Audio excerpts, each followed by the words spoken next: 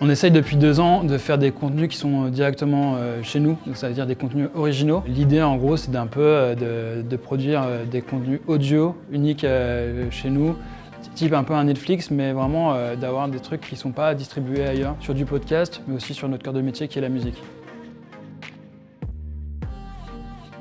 L'explosion du podcast, en gros, ça a des énormes perspectives pour les acteurs de streaming musical, dans le sens où on va développer notre audience, on va aussi chercher une audience un peu plus âgée, un peu plus mature, qui va consommer du podcast, qui va chercher autre chose que de la musique, donc du contenu parlé.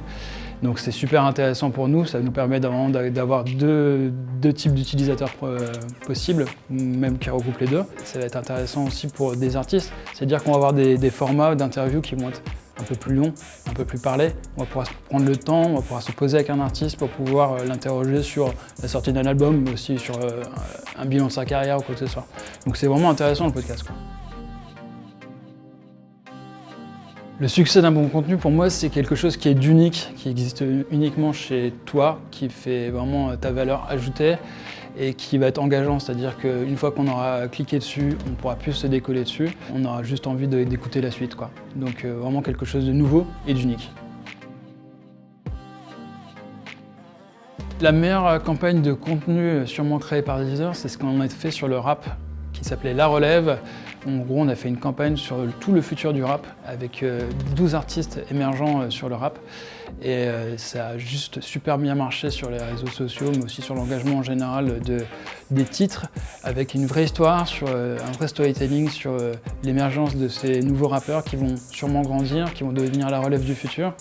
Et on avait fait un manifesto qui a juste envoyé, qui a cartonné.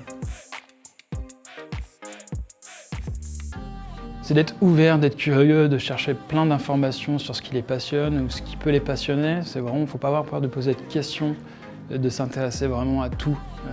Pour moi, la curiosité est un joli défaut. Il faut vraiment creuser ce qui nous plaît. Et il n'y a pas de questions bêtes.